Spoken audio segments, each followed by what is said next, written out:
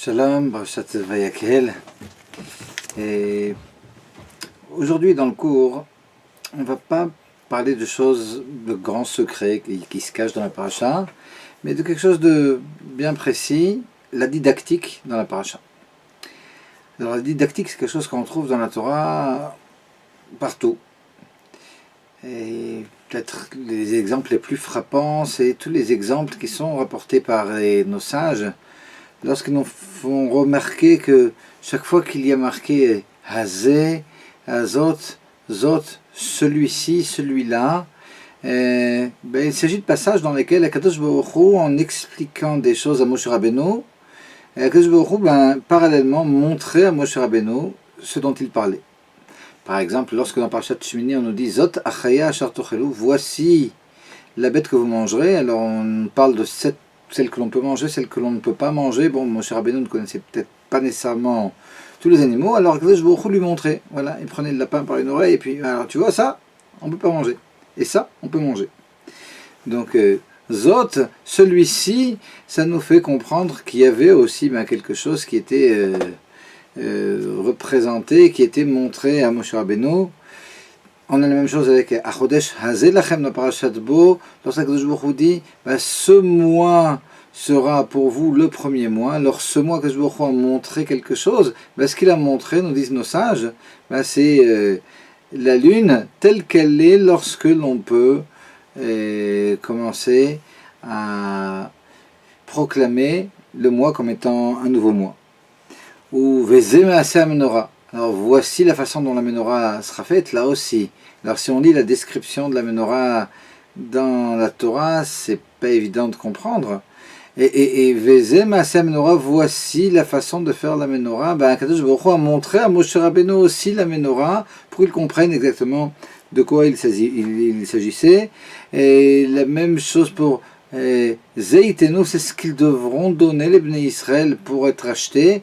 Alors là, nos sages nous disent Moshe Rabbeinu ne comprenait pas comment le fait de donner un demi-shekel, ça pouvait nous racheter de nos fautes. Akadosh Baruch Hu lui a montré un demi-shekel avec du feu. Et il y a beaucoup d'explications là-dessus, en quoi ce demi-shekel que l'on donne, il contient le feu de l'action. Toujours est-il qu'il y a eu quelque chose qui a été montré à Moshe Rabbeinu et qui l'a aidé à comprendre ce que Akadosh Baruch Hu lui demandait. Ici, on va voir que Moshe Rabbeinu lui-même, dans notre paracha, lui-même a développé toute une didactique qui est appliquée ici au début de la paracha. Et sans cette façon de voir les choses, alors on a beaucoup de problèmes de comprendre ce que veut nous dire Rashi au début de la paracha. Alors, de quoi je vais vous parler ici? Lorsqu'au début de la paracha, la Torah nous dit Vayakhel Moshe et kol adat bnei Israël, ve'omer alehem hele advarim asher tivah Hashem la'asatotam. Moshe Rabbeinu a rassemblé toute l'assemblée des bnei Israël. Il leur a dit voici les choses qu'Akadosh Baruch Hu veut vous transmettre. Et là, lorsque dans toutes ces parachutes, alors on parle du Mishkan, on parle du sanctuaire, alors de façon assez étonnante, la Torah ici, Moshe Rabbeinu, nous parle du Shabbat.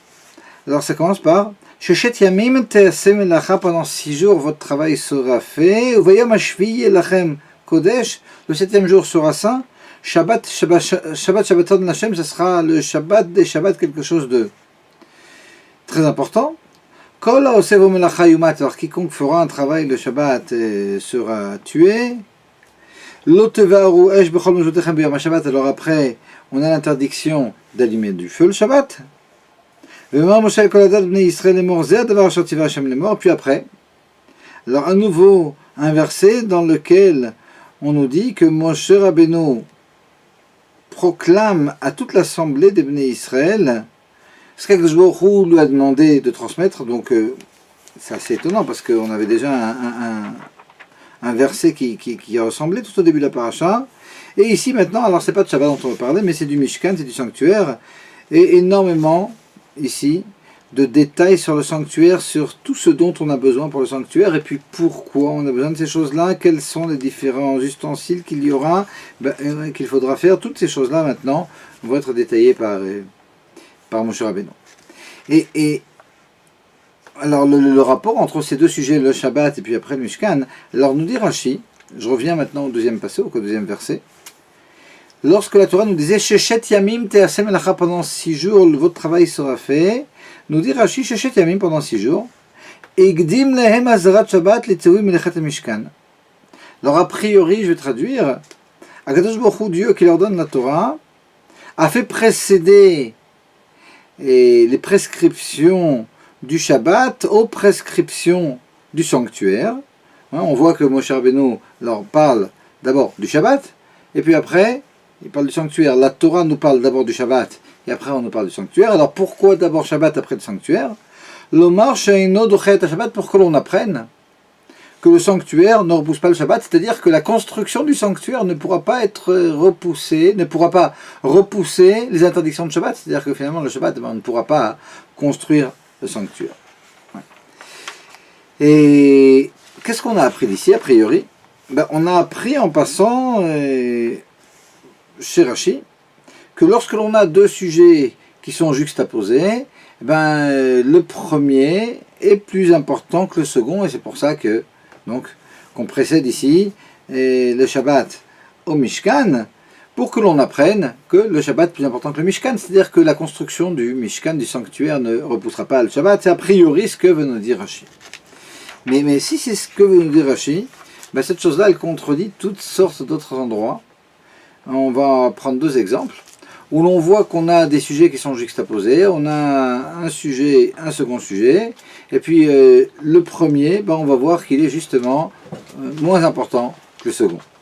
Alors le premier exemple que l'on va prendre, c'est dans la Sidra, la paracha de la semaine dernière, dans la paracha de Kitissa. Dans la paracha de Kitissa, il se trouve qu'on avait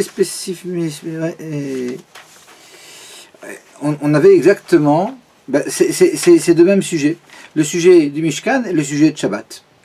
Et si je prends maintenant au Pérec, au chapitre 31, וידבר השם אל משה לאמור, ראה קראתי בשם בצלאל בנורי בן חור למטה יהודה, הקדוש ברוך הוא dit à Moshe Rabbeinu, voilà, j'ai appelé Betzalel, j'ai convoqué Betzalel, le fils de Uri, le fils de Hur, de la tribu de Yehuda, et puis je lui ai demandé finalement de faire le Mishkan. Je lui ai donné énormément de force, je lui ai donné un esprit divin, je lui ai donné de la sagesse, etc. Tout ça, c'est pour que finalement ils construisent le Mishkan. Alors qu'est-ce qu'il y a à construire? C'est aussi décrit. Alors il faut faire la table, et puis il faut faire la menorah, et puis il faut faire l'autel pour les encens, etc., etc., etc. Ouais. Alors on a comme ça tout un détail.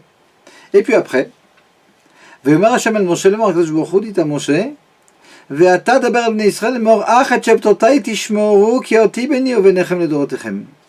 הקדוש ברוך הוא dit à Moshe, et toi parle aux enfants d'Israël en ces mots, cependant vous observerez mes Shabbats. Alors ici, Rachid nous dit, malgré le fait que je t'ai demandé de faire le Mishkan, attention, le Mishkan ne repoussera pas le Shabbat. Donc Shabbat est plus important que le Mishkan. Mais ici, si on regarde bien, on avait 11 psukim, 11 versets pendant lesquels on a parlé du Mishkan d'abord. Après, on nous parle du Shabbat. Alors aussi avec quelques halachot, quelques lois comme ça du Shabbat qui sont apportées. Et puis, Rachid en Parashat Kitissa nous expliquait, nous justifiait cette juxtaposition de ces 2 sujets, du Shabbat et du Mishkan, et en expliquant que le Mishkan ne repoussait pas le Shabbat. Mais si on regarde bien, d'abord on nous parlait du sanctuaire, et puis après uniquement, on nous parle du Shabbat, malgré le fait que le Shabbat est plus important. Alors comment ici, dans notre paracha, Rashi peut nous dire que le Shabbat qui est placé avant le Mishkan vient nous faire comprendre que le Shabbat est plus important que le Mishkan. Dans Parashat Kitissa, c'était tout le contraire. On nous parlait d'abord du Mishkan, du sanctuaire, puis après du Shabbat. Puis on avait compris que Shabbat est plus important. Là maintenant, on nous dit le contraire. Un autre exemple. Dans Parashat Kedoshim, dans Vayikra, au chapitre 19, au verset 3, nous dit la Torah, Ish imo ve'aviv tirau ve'et shabtotai tishmoru ani Hashem Elokechem. Alors chacun devra craindre sa mère et son père, ve'et shabtotai tishmoru, et vous devrez observer les Shabbats. Et Rachid nous dit, alors pourquoi est-ce que l'on a ces deux choses? Attention, tu devras craindre ta mère et ton père, certes, mais tout ça, c'est à condition de ne pas transgresser le Shabbat. C'est-à-dire que si ta mère et ton père te demandent, ta mère ou ton père te demande de transgresser le Shabbat, ça tu ne pourras pas le faire. Et donc on comprend que le Shabbat, c'est encore plus important que le respect du père et de la mère. Mais comment est-ce que la Torah nous a introduit tout ça? Ish imo vaviv tiraou vet shabtotai tishmoru. D'abord on nous dit qu'il faudra respecter ses parents, puis après le Shabbat. Et pourtant le Shabbat est le plus important.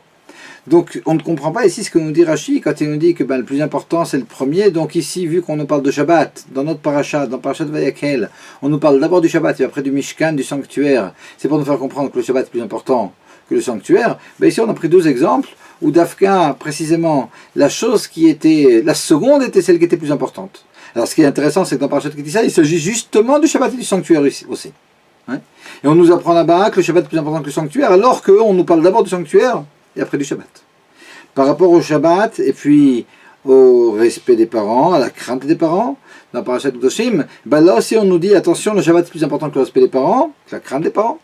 Mais on nous parle d'abord de la crainte des parents, puis après du respect des parents. Alors d'où vient maintenant, dans notre Sidra, ce principe de Rashi, selon lequel ce qui précède est plus important? On voit le contraire dans d'autres endroits. Alors a priori, on pourrait répondre de façon assez simple. On pourrait dire, non, mais attention. En ce qui concerne les deux exemples que l'on a pris dans Parashat Kitissa ou dans Parashat Kedoshim, malgré tout, c'est complètement différent. Dans la mesure où l'enseignement qui est fait de l'importance, alors dans Parashat Kitissa, du Shabbat par rapport au Mishkan, dans Parashat Kedoshim, du Shabbat par rapport à la crainte des parents. Eh bien, ce n'est pas appris par la place du Shabbat par rapport à l'autre sujet dans la paracha, mais par quelque chose qui est complètement différent. Par exemple, dans Parashat Kitissa, tout simplement il y a marqué cependant vous observerez mes Shabbats. C'est-à-dire qu'on a parlé d'abord du Mishkan, après on nous parle de Shabbat, mais il y a ce mot cependant. Cependant vous observerez le Shabbat. Du mot cependant on comprend que ça vient complètement restreindre l'importance du Mishkan. Le Mishkan, le sanctuaire est important, certes, on vient d'en parler, et puis avec détail, et puis il y a énormément de choses qui sont extrêmement importantes.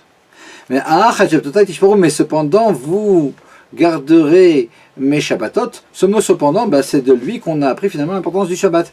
Donc ce n'est pas grave que Shabbat vienne ici en deuxième position, parce que de toute façon, c'est pas de la position relative du Shabbat et du sanctuaire que l'on a appris l'importance de l'un ou de l'autre. C'est du fait qu'il y ait écrit cependant, vous observerez les Shabbats, et de là on apprend que le Shabbat est plus important. Chez nous, on n'a pas de cependant, on n'a aucun terme, on a juste deux sujets qui sont l'un avant l'autre. Par conséquent, on peut dire, voilà, tant que l'on a un mot qui va nous faire comprendre l'importance d'un sujet par rapport au second, c'est de ce mot que l'on apprend, puis la place n'est pas importante. Et puis, lorsque l'on n'a aucun mot comme ça qui nous fait comprendre quel est le sujet le plus important, le premier, c'est le plus important. A priori, on pourrait répondre comme ça. En ce qui concerne les Parashat Kedoshim aussi, nous avions Ish imo vaviv tiraou vet shabtotai tishmoru ani Hashem Elokechem, je suis l'Éternel votre Dieu. Nous dit Rashi là-bas dans Parashat Kedoshim, donc dans Vaïkra, au 19e chapitre, au 3e verset, nous dit Rashi, attention, d'où est-ce que l'on apprend que l'observation du Shabbat est plus importante que la crainte des parents, du fait qu'il y a écrit Ani Hashem Elokechem, attention, nous dit Akadosh Baruch Hu, je suis l'Éternel votre Dieu, et que nous explique Rashi, que veut dire Akadosh Baruch Hu quand il nous dit, après nous avoir dit, vous craindrez votre mère et votre père, et vous garderez les Shabbats, je suis l'Éternel votre Dieu, je suis l'Éternel votre Dieu, que eux aussi doivent, vos parents, que votre père aussi, nous dit exactement Rashi, et doit suivre, et j'ai ordonné de suivre le Shabbat. Par conséquent, dans la mesure où le père aussi a pour ordre de suivre le Shabbat, on ne pourra pas dire que le respect du père, qui lui-même est complètement assujetti au Shabbat, est plus important que le Shabbat. Par conséquent, là-bas aussi on avait un élément, Ani Hashem Elokechem, qui était là pour nous faire comprendre finalement l'importance d'un sujet sur l'autre, ici en l'occurrence l'importance du Shabbat sur la crainte des parents. Donc, encore une fois, on pourrait répondre à notre interrogation qui était comment Rashi apprend du fait que la Torah a fait précéder Shabbat et du sanctuaire, comment Rashi peut-il apprendre que le Shabbat est plus important que le sanctuaire, alors que l'on a, dans deux autres endroits que l'on a cités ici, et le Shabbat qui vient en deuxième position et justement qui est plus important? Tout simplement, dans notre Sidra, on n'a absolument aucun terme qui nous fait comprendre si le Shabbat ou le sanctuaire est le plus important. Par conséquent, le premier, en l'occurrence le Shabbat, est le plus important. Dans les deux autres endroits, on a des mots qui nous font comprendre l'importance du Shabbat. Par conséquent, le Shabbat peut être en deuxième position, c'est pas important. Cependant, vous observerez mes Shabbats. Le mot cependant nous fait comprendre l'importance du Shabbat, même s'il est en deuxième position. Ou bien, Ani Hashem Elokechem, je suis l'Éternel, votre Dieu, qui a porté après l'histoire de la crainte des parents et du Shabbat, qui nous fait comprendre finalement que le Shabbat est plus important que la crainte des parents. Et donc, a priori, on a répondu à notre problème. Ici, chez nous, dans notre paracha, où l'on n'a aucun terme qui nous aiderait à comprendre quel est le sujet le plus important, le premier est le plus important. Ok. Mais malgré tout, si l'on répond comme ça, là aussi on a un problème. Parce que si réellement, comme nous dit Rashi a priori, et ce qui est en première position, c'est plus important que ce qui est en seconde position, jusqu'à preuve du contraire, jusqu'à ce qu'il y ait un limoud, un enseignement bien précis qui nous ferait comprendre l'importance du deuxième sujet, si c'était vraiment comme ça, que le premier est plus important. Plutôt que de se casser la tête à rajouter des mots dans tous les autres sujets, tout simplement, chaque fois qu'il y a deux sujets, qu'on veut faire comprendre qu'il y en a un qui est plus important que l'autre, pas besoin d'apporter aucun mot en plus, tout simplement, que le plus important on le mette en première position, et puis ça y est, on aura tout compris. Dans Parashat Kitissa, par exemple, pourquoi plutôt que de nous dire cependant vous observez le Shabbat, si réellement il y a un principe selon lequel ce qui est en première position est le plus important, la Torah aurait dû nous parler d'abord de Shabbat, après nous parler du Mishkan, et puis on aurait compris que le Shabbat est plus important que le Mishkan. Dans Parashat Kedoshim, on veut nous faire comprendre que le Shabbat est plus important que la crainte des parents. Plutôt que de dire vous craindrez votre mère et votre père, vous observerez le Shabbat, je suis l'Éternel votre Dieu. Pourquoi nous dire je suis l'Éternel votre Dieu? Dis-nous tout simplement, vous observerez le Shabbat, vous craindrez votre mère et votre père, puis on comprendra que le Shabbat est plus important que la crainte de la mère et du père. Et donc on a économisé quelques mots, Ani Hashem Elokechem, et on a compris que le premier sujet, donc ça aurait été le Shabbat, ça on avait donc inversé, est le plus important et c'est tout. Or la Torah Bemet ne fait pas ça. C'est-à-dire qu'elle ne fait pas précéder dans tous les endroits ce qui est le plus important, et il se trouve que très souvent, ce qui est le plus important c'est en deuxième position, et puis on a toutes sortes d'autres indices qui vont nous faire comprendre ce qui est le plus important. Alors pourquoi Alors a priori, on peut arriver à la conclusion, on va essayer d'étayer ça et de montrer que c'est réellement comme ça, et que c'est même l'avis de Rashi, et que l'on n'a pas compris Rashi pour le moment, mais a priori, on peut dire comme ça de façon claire et nette, qu'il n'y a pas de principe dans la Torah, selon lequel ce qui est en première position est plus important que ce qui est en seconde position, parce que sinon ce principe aurait été utilisé dans tous les cas, et donc on n'a pas compris ce que nous dit Rashi. Ok. Alors, si c'est comme ça, on va essayer même d'approfondir ce que je vais dire maintenant en quelques mots, mais si c'est comme ça, alors qu'est-ce que Rashi veut nous dire? Tout simplement, on va redire Rashi, et puis on va comprendre que Rashi veut nous dire quelque chose de complètement différent. Rashi ici, on avait dit, donc je suis au début de la paracha, et au chapitre 35, deuxième verset, donc le deuxième verset de la paracha, et puis Rashi nous dit, Sheshet Yamim, 6 jours, pendant 6 jours votre travail sera fait, et Rashi nous fait comprendre que le fait qu'on ait fait précéder de Shabbat, ça nous fait comprendre que le Shabbat est plus important. Et Gdimle Mazarat Shabbat, Letzevu Melechet Mishkan, Lomar Sheino Dochet Shabbat. Alors qu'est-ce qu'on avait expliqué tout à l'heure? Tout à l'heure on avait compris que la Torah, Kadosh Baruch Hu, a fait précéder l'ordre du Shabbat pour que l'on comprenne que le sanctuaire ne repousse pas le Shabbat. Mais en réalité, c'est pas ce que vous nous dites Rashi. Parce que finalement, le fait que le Shabbat est plus important que le sanctuaire, c'est quelque chose que l'on a déjà appris des versets dans Parashat Kitissa. Donc si on l'a déjà appris dans Parashat Kitissa, pourquoi avoir besoin maintenant de le réapprendre en faisant précéder le Shabbat? On n'a pas besoin. Tout simplement, la chose est la suivante. Dans Parashat Ki Tisa, on a ce Ach et Shabtotai Tishmoru, cependant vous observerez mes Shabbats, et ce cependant nous fait comprendre que le Shabbat est plus important que le sanctuaire. Donc quand on arrive dans notre paracha, on le sait déjà que le Shabbat est plus important que la construction du sanctuaire. Et par conséquent, ce que veut nous dire Rashi ici, c'est quelque chose de complètement différent. C'est-à-dire que Moshe Rabbeinu, dans Parashat Ki Tisa, c'est Akadosh Baruch Hu qui parle à Moshe Rabbeinu. Akadosh Baruch Hu va transmettre à Moshe Rabbeinu toutes sortes de lois du Shabbat. Il va lui transmettre toutes sortes de lois qui concernent le Mishkan. Et il va lui transmettre aussi un principe. Dans Er Hatzeptotai Tishmoru, ce principe est que le Shabbat est plus important que le sanctuaire. Donc on a trois choses. Des lois relatives au sanctuaire, des lois relatives au Shabbat, et le fait que le Shabbat est plus important que le sanctuaire. Maintenant, Moshe Rabbeinu, dans Parashat Vayakel, la différence entre Parashat Ki Tisa et Parashat Vayakel, c'est que dans Parashat Ki Tisa, c'est Akadosh Baruch Hu qui parle à Moshe Rabbeinu, et dans Parashat Vayakel, c'est Moshe Rabbeinu qui va parler maintenant au peuple. Et donc ici, lorsque la Torah nous dit Yigdim lahem ezarat Shabbat etzivim melechat hamishkan, c'est pas que la Torah ou Akadosh Baruch Hu a fait précéder le Shabbat au Mishkan pour qu'on comprenne que le Shabbat est plus important que le sanctuaire. Non. Là, ici, la Torah vient uniquement nous dire que Moshe Rabbeinu, lorsque maintenant il va transmettre tous ces messages qu'il a reçus au Bnei Israël, d'ailleurs, si on regarde, il y a vraiment un parallélisme entre ce qu'il y a dans Parashat Ki Tisa et puis ce qu'il y a dans Parashat Vayakel. Ouais, par exemple, le fait que quelqu'un qui transgresse le Shabbat est passible de mort, alors, bon, c'est pas quelque chose qui revient souvent. Dans Parashat Vayakel, Mechalea Mot Yumat, c'était écrit.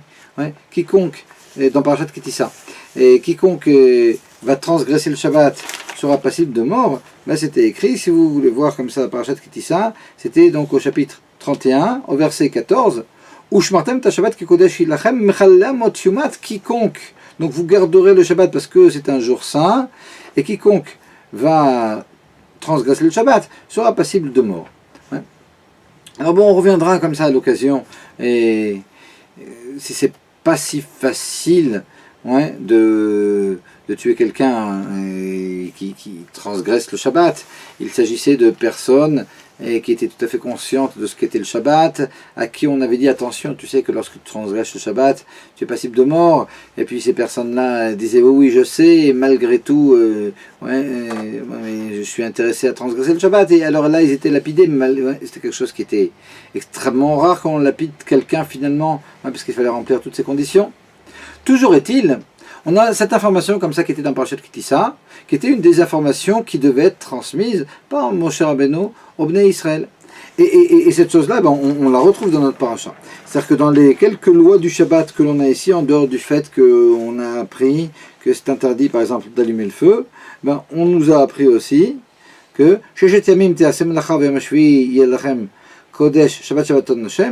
pendant 6 jours, ton travail sera fait, le 7e jour, c'est un jour saint, un jour extrêmement saint. Quiconque fera un travail sera passible de mort. Cette information qui était dans Parashat Ki Tisa ici est transmise. Donc tout ça pour vous dire que les informations que Moshe Rabbeinu a reçues par Parashat Ki Tisa, c'est celles qu'il va faire passer ici dans Parashat Vayakel. Donc il y a quelques lois du Shabbat qu'il va enseigner, il y a quelques lois du Mishkan qu'il va enseigner, mais Akadosh Baruch Hu, s'il lui avait fait comprendre, et c'est quelque chose que l'on apprend d'un verset,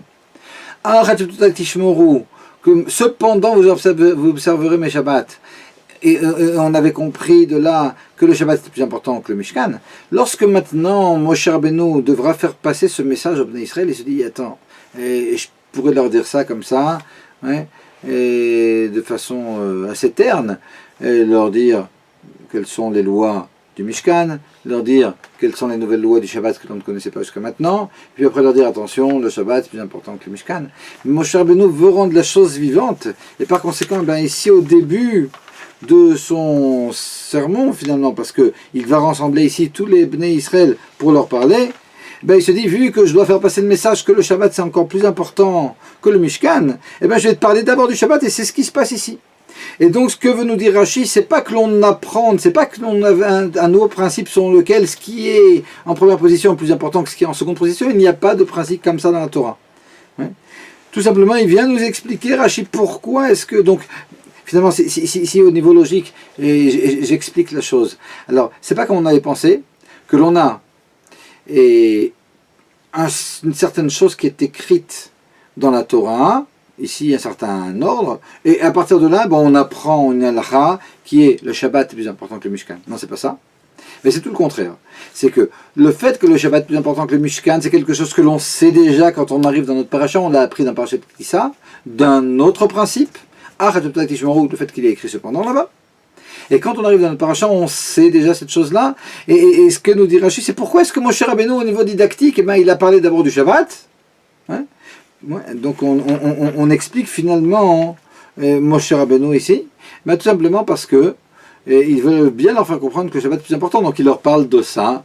Et d'abord, et par conséquent, on a mis de côté cette histoire de principe qu'on aurait cru pouvoir comprendre ici de Rachid. Non, Rachid ne parle pas de principe d'étude de la Torah selon lequel ce qui est en première position est le plus important, mais il nous explique uniquement pourquoi Moshe, au niveau didactique, il va nous parler d'abord du Shabbat pour nous faire passer cette idée. Ok, je crois que l'idée maintenant, cette idée est claire.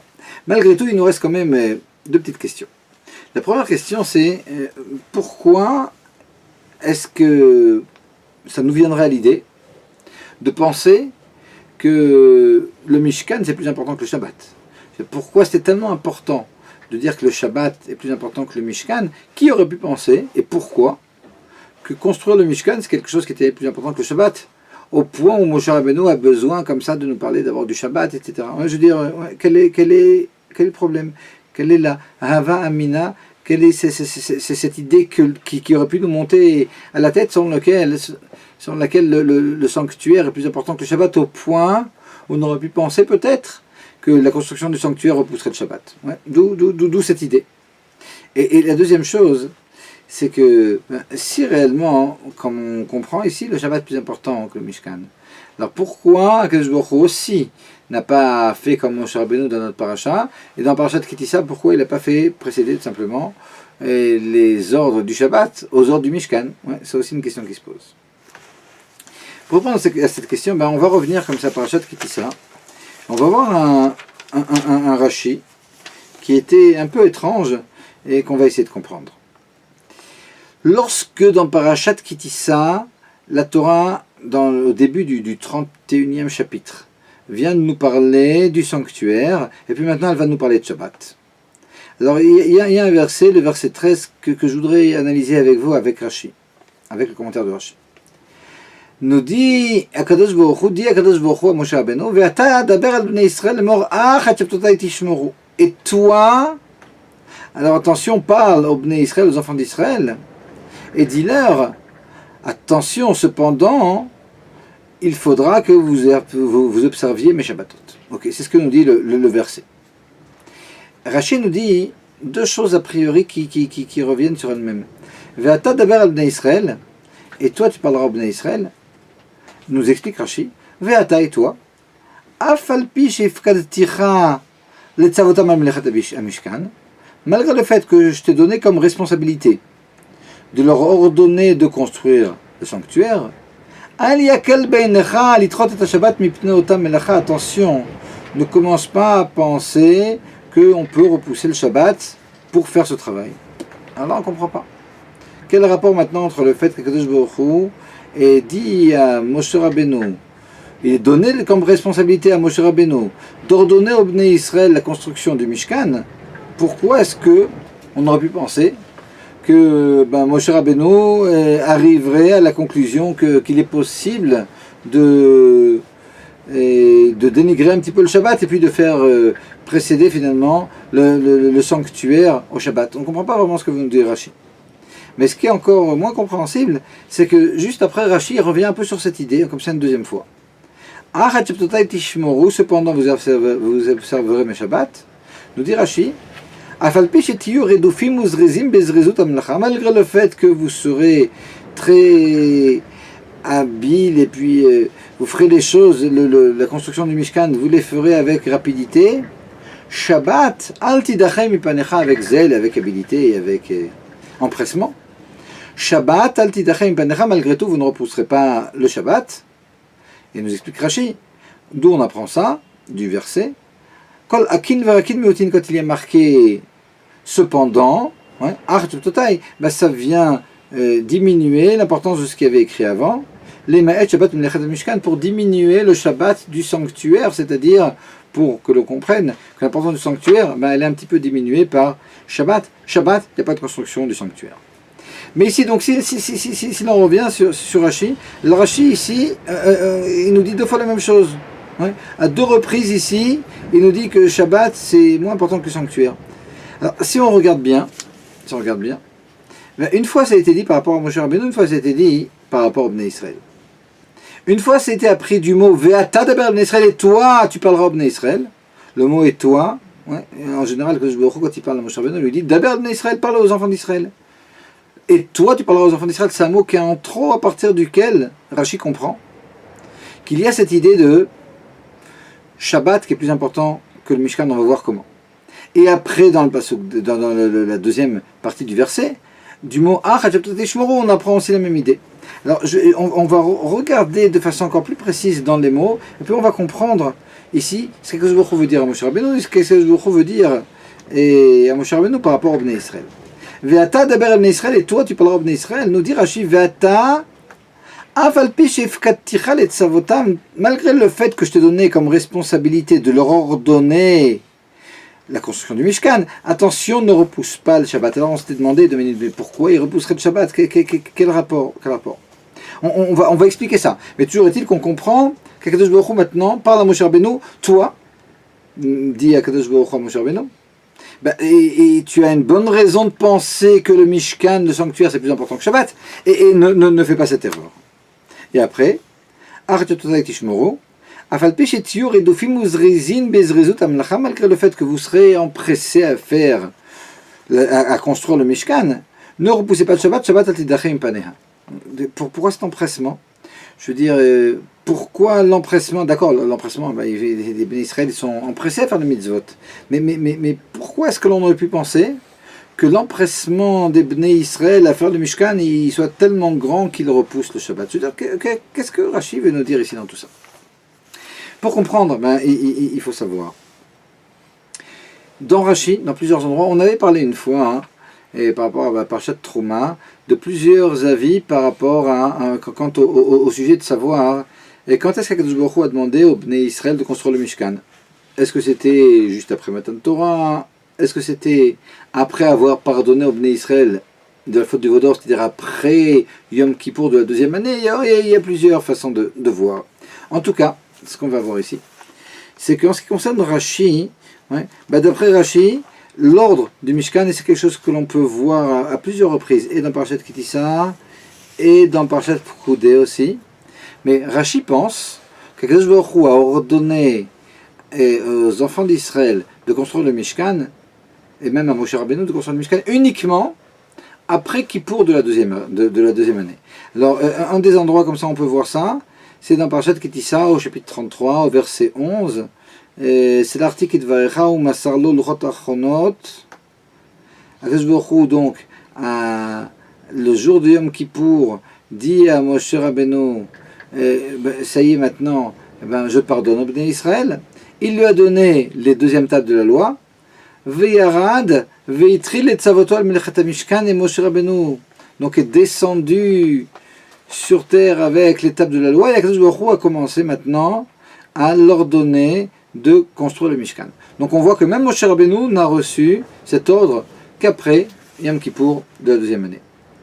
Et on a un autre endroit, au début de Parashat Pekudei, où le Mishkan est appelé Mishkan Haedut. Le Mishkan, le sanctuaire du témoignage. Alors Rashi nous dit pourquoi est-ce qu'il est appelé sanctuaire du témoignage? Parce qu'en réalité le sanctuaire c'est un témoignage qu'a voulu donner Akadosh Baruch Hu au peuple, aux différents peuples, qu'ils comprennent bien que, contrairement à ce qu'ils auraient peut-être voulu après la faute du Vaudor, ils auraient bien voulu qu'Akadosh Baruch Hu finalement laisse tomber le peuple d'Israël pour choisir peut-être un autre peuple, Chas v'Shalom. Akadosh Baruch Hu veut bien montrer que non, le peuple d'Israël, le choix d'Akadosh Baruch Hu dans le peuple d'Israël, c'est quelque chose qui est irréversible, malgré la faute. Et donc, lorsqu'il y a eu la faute du Vaudor, c'est finalement grâce à cette faute du Vaudor qu'Akadosh Baruch Hu a décidé qu'il y aurait un Mishkan. C'est-à-dire que d'après cette façon de voir de Rashi, Ouais. Le Mishkan, le sanctuaire, on n'en aurait pas eu besoin s'il n'y avait pas eu la faute de Vaudor. Finalement, on a gagné ce sanctuaire. Et quand il va y avoir le sanctuaire dans lequel Akadosh Baruch Hu va résider, dans lequel il y aura la Shrina, la présence divine, ben les peuples qui verront cette présence divine, parce que elle se traduit en toutes sortes de miracles que l'on peut voir dans le Mishkan, que l'on peut voir dans le Beth Amikdash aussi par la suite. Par conséquent, ben ce Mishkan finalement, il a été conçu par Akadosh Baruch Hu uniquement pour prouver aux différents peuples, après la faute du Vaudor et après qu'Akadosh Baruch Hu ait pardonné au Bnei Israël de la faute du Vaudor, pour bien prouver que non, Akadosh Baruch Hu continue à être présent, la Shrina, la présence divine, est toujours ici avec le peuple d'Israël. Et donc si l'on comprend que c'est comme ça, finalement, ce Mishkan, il va de pair avec le pardon d'Akadosh Baruch Hu. Et les Bnei Israël qui sont encore sous l'emprise et sous le traumatisme de la faute du Vaudor, Akadosh Baruch Hu maintenant, en Yom Kippour, il vient de leur pardonner, mais malgré tout, ils sentent qu'ils ont quelque chose à faire. Ils sentent qu'il y a un rapport finalement entre ce pardon et puis ce Mishkan, qui sera ce sanctuaire, qui sera la preuve qu'Akadosh Baruch Hu a pardonné au Bnei Israël. Ils ont toutes les bonnes raisons maintenant de s'empresser, c'est cet empressement dont parle Rashi ici dans Parashat Ki Tisa. Lorsqu'il dit Afal Pishet You, malgré le fait que vous serez empressés à construire le Mishkan. Pourquoi ils seront empressés? Ils seront empressés parce qu'ils comprennent que pour faire revenir la présence divine finalement, il faut qu'il y ait qui est parti avec réellement avec le Vaudor, il faut construire le Mishkan. Par conséquent, ils seront pressés à faire le Mishkan. Et on peut comprendre par conséquent pourquoi, et c'est pas pourquoi on peut penser que la construction du Mishkan repousserait Shabbat. Mais pourquoi il risque ici d'avoir tellement de zèle que c'est l'entrée de Shabbat, mais le Mishkan c'est tellement important qu'on va encore travailler un petit peu, et puis finalement il risque de transgresser le Shabbat. C'est pour ça que Akadosh Baruch Hu est obligé de bien préciser, attention, c'est vrai que c'est très important, mais faites très attention à ne pas déborder sur le Shabbat. Shabbat c'est encore plus important que la construction du Mishkan. En ce qui concerne Moshe Rabbeinu, donc ici, c'est pour ça que l'on a ce Ach et Tishmoru. Pourquoi c'était tellement important de préciser que le Shabbat était plus important que le sanctuaire? C'est justement en raison de cet empressement des Bnei Israël à vouloir construire le sanctuaire, qu'il fallait absolument mettre ici un arrêt et dire attention, Shabbat, malgré tout, c'est encore plus important. En ce qui concerne maintenant Moshe Rabbeinu, on voit qu'il y a aussi un message qui est dit à Moshe Rabbeinu. On a dit dans ce Rashi très important dans Parashat Ki Tisa, au chapitre 31, au verset 13, on a deux choses. Akadosh Baruch Hu veut dire à Moshe Rabbeinu de faire comprendre aux Bnei Israël que leur empressement ne doit pas déborder sur le Shabbat. Alors ça, on a expliqué pourquoi. Mais autre chose aussi, quelque chose qui concerne précisément Moshe Rabbeinu. ואתה אף על פי שהפקדתיך לצוותם על מלאכת המשכן אל יקל בעיניך לדחות את השבת מפני אותה מלאכה. Je traduis, et toi, malgré le fait que je t'ai donné comme responsabilité de leur ordonner de construire le sanctuaire, attention, ne sois pas trop ouvert par rapport au Shabbat, c'est-à-dire ne dénigre pas le Shabbat, et en voulant finalement leur dire de construire le sanctuaire. Alors là, il faut qu'on comprenne qu'est-ce qu'Akadosh Baruch Hu ici veut dire à Moshe Rabbeinu. Qu'est-ce qui ferait penser à Moshe Rabbeinu que le Shabbat est plus important que le... pourquoi est-ce qu'il penserait que le sanctuaire est plus important que le Shabbat? Alors il faut comprendre qu'il y a deux choses qui sont complètement différentes ici en ce qui concerne le sanctuaire. C'est les Bnei Israël et Moshe Rabbeinu. Parce que le sanctuaire, en ce qui concerne les Bnei Israël, c'est réellement quelque chose qui est là, d'après Rashi en tout cas, pour pardonner et réparer tout le problème du Vaudor.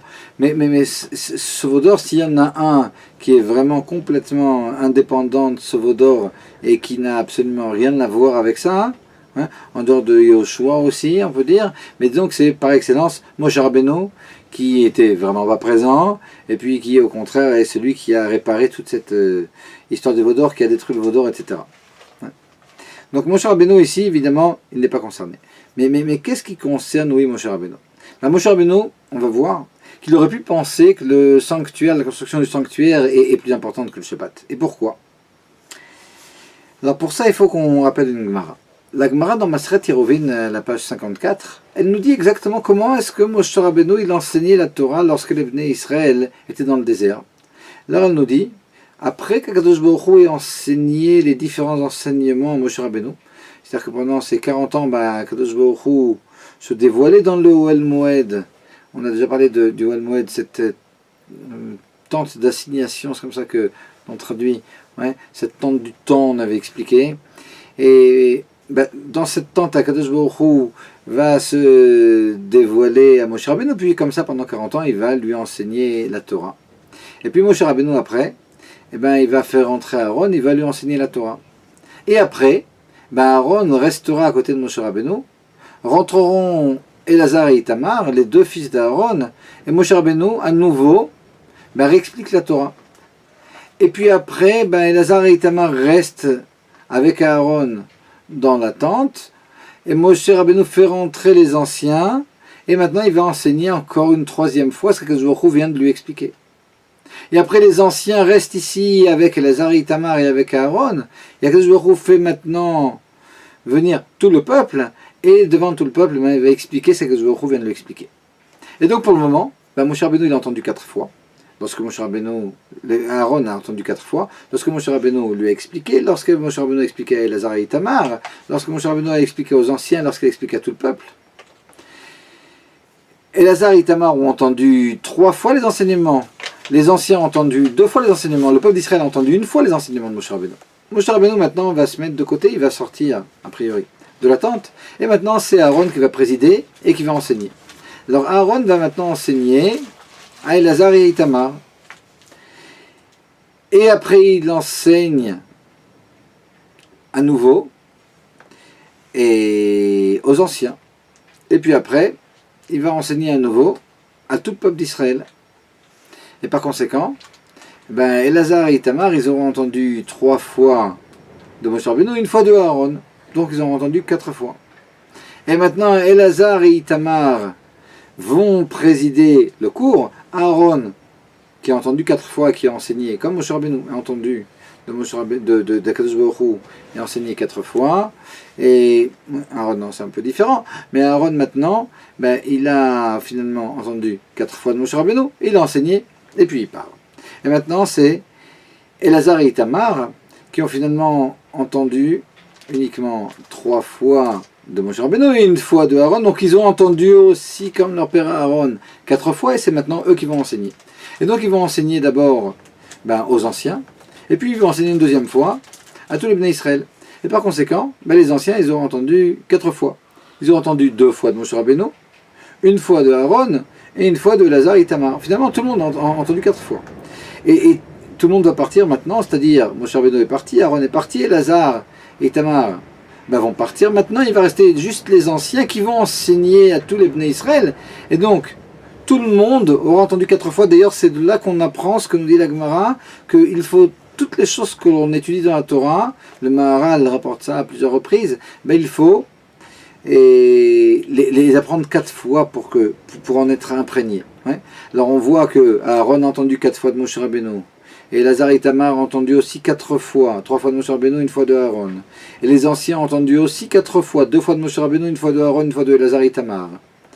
Et puis les Bnei Israël les ont entendus aussi 4 fois, 1 fois de Moshe Rabbeinu, 1 fois de Aaron, 1 fois de Elazar et Itamar, 1 fois des anciens. Donc tout le monde a entendu 4 fois. Donc on comprend que la façon dont la Torah a été transmise dans le désert, c'est quelque chose d'assez complexe. Et puis ici on a quelque chose de tout à fait nouveau. C'est-à-dire ici par rapport au Mishkan, on a quelque chose de nouveau. Alors on le voit et dans Rashi, dans Parashat Kitissa, et dans notre Parashat. Alors dans Rashi, dans Parashat Kitissa, toujours le même Rashi, ici, et donc au chapitre 31, au verset 13, Ve'ata, malgré le fait que je t'ai donné la responsabilité de leur ordonner, d'ordonner au Bnei Israël, attention, ne pense pas que le Shabbat on pourra le repousser. Mais où est-ce que Zohou a ordonné à Moshe Rabbeinu? D'abord, qu'est-ce que l'on apprend d'ici? Kadosh Baruch Hu, Ifkaticha letzavotam, je t'ai donné comme responsabilité d'ordonner au Bnei Israël de construire le Mishkan, quelque chose de tout à fait nouveau. C'est-à-dire que, contrairement à toutes les autres choses où Moshe Rabbeinu devait enseigner de façon bien spéciale, ici on ne parle uniquement que du peuple, à qui Moshe Rabbeinu va devoir enseigner. Et c'est ce que l'on voit en début de notre Sidra. C'est-à-dire qu'au début de notre paracha, Vayakel Moshe et kol adat bnei Israël, vayomer alehem ele advarim asher tzivah Hashem lasot otam. Moshe Rabbeinu, il rassemble tous les bnei Israël et il leur apprend finalement toutes les lois du Mishkan qu'Akadosh Baruch Hu lui a enseigné. Ici on a quelque chose de nouveau, on a quelque chose de dramatique, parce que ça n'a rien à voir avec ce qu'on vient d'expliquer qu'il y avait que nous dit Maseret Eruvin. Ici, exceptionnellement, Moshe Rabbeinu, on ne le voit pas enseigner à Aaron, et puis après enseigner à Elazar et Itamar, et puis après enseigner aux anciens, puis après enseigner au peuple. On voit Moshe Rabbeinu qui maintenant, de but en blanc, rassemble tout le monde, il enseigne ça à tout le monde. Alors ça montre qu'il y a une importance bien spéciale ici de ce Mishkan. Et c'est justement ce que voulait nous dire Rashi dans Parashat Ki Tisa. C'est-à-dire que si on a déjà compris la deuxième partie de Rashi, on s'était posé la question, mais qui va faire rentrer maintenant dans la tête des Bnei Israël, dans la tête de Moshe Rabbeinu, que la construction du Mishkan, elle peut être plus importante que Shabbat. Alors en ce qui concerne les Bnei Israël, on a répondu.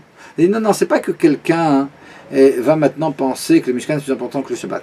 Mais dans la mesure où il va avoir un zèle bien spécial pour la construction du Mishkan, pour les raisons que l'on a évoquées, le fait que les Bnei Israël ont bien compris que la présence divine ne reviendrait que lorsque le Mishkan serait là. Donc on a une condition sine qua non, c'est construire le Mishkan, et donc ils vont le faire avec énormément d'empressement. Et ils risqueraient d'enfreindre le Shabbat en raison de cet empressement. Alors ici, il faut dire attention, halte, Shabbat c'est encore plus important. Ça on a compris. Mais qu'est-ce qui aurait fait peut-être penser à Moshe Rabbeinu qu'il y a une importance dans le Mishkan, et encore plus grande que dans le Shabbat, et donc de mettre de côté peut-être quelques lois du Shabbat, et peut-être que des choses qui sont pour lesquelles on ne sera pas passible de mort le Shabbat, alors on pourra les mettre de côté pour le Mishkan. Je veux dire, Moshe Rabbeinu aurait très bien pu penser et qu'il y a une importance spéciale au Mishkan qui pourrait finalement amoindrir quelque part l'importance de certaines lois du Shabbat. C'est justement la façon dont Akadosh Baruch Hu lui a demandé de transmettre les lois du Mishkan. Et c'est la raison pour laquelle Akadosh Baruch Hu ici, et c'est rapporté donc dans le Rashi que l'on a lu plusieurs fois, dans Parashat Ki Tisa, Lamed Aleph, Yud Gimel, Akadosh Baruch Hu a besoin de dire aussi à Moshe Rabbeinu, attention, malgré le fait que je t'ai donné comme responsabilité de leur ordonner, que veut dire ici Rashi? Malgré le fait que, contrairement à toutes les autres lois que tu dois enseigner de façon très construite, à Aaron d'abord, et après à Elazar et Itamar, et puis après aux anciens, et puis après au peuple, ici je t'ai donné comme responsabilité d'ordonner au Bnei Israël de construire le Mishkan, donc quelque chose de bien spécial, que l'on trouve ici sur le terrain, dans notre paracha, où Moshe Rabbeinu va rassembler tout le monde, quelque chose d'assez exceptionnel.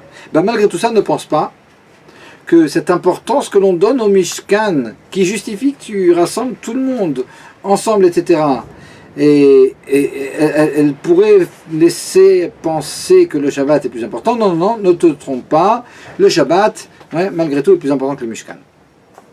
Et cette chose-là, c'est le deuxième élément qui va faire qu'au niveau didactique, comme on avait dit tout à l'heure, Moshe Rabbeinu maintenant ici, dans notre Sidra, il va décider de commencer d'abord par enseigner les lois du Shabbat et puis après le Mishkan. Alors d'une part, c'est pour bien faire comprendre au Bnei Israël qu'il y avait un grand empressement, que malgré tout le Shabbat est encore plus important, mais aussi pour le faire comprendre à lui-même, parce qu'il avait des bonnes raisons, d'après l'ordonnance d'Akadosh Baruch Hu bien spéciale ici pour le sanctuaire, de penser autrement. Et donc ici, on a découvert entre les lignes la grande didactique de Moshe Rabbeinu, à qui Akadosh Baruch Hu n'avait pas dit de façon claire de transmettre d'abord les lois du Shabbat et puis après les lois du Mishkan, plus que ça. Akadosh Baruch Hu lui-même avait fait autrement, parce que dans Parashat Kitissa, le sujet, c'était le Mishkan. Alors c'est vrai que le sujet, c'était le sanctuaire. Ouais, depuis Parashat Trouma, Tetzavé, etc., le sujet, c'est le sanctuaire. Donc Akadosh Baruch Hu, quand il a parlé à Moshe Rabbeinu, il a parlé d'abord du sanctuaire. Il se trouve qu'il en est arrivé à cette halakha selon laquelle le Shabbat est plus important que le sanctuaire. Ouais. Alors on a appris cette halakha en passant, puis on a appris donc un peu de loi du Shabbat par la suite. Mais lorsque Moshe Rabbeinu maintenant va intégrer tout ce message, il dit attention, mais j'ai appris en passant que le Shabbat c'est plus important que le sanctuaire. Et bien il va rassembler tout le monde, il va commencer à parler du Shabbat justement pour bien faire passer l'idée, pour que les choses soient claires à jamais, et à lui, et au Bnei Israël. Baruch Hashem. Et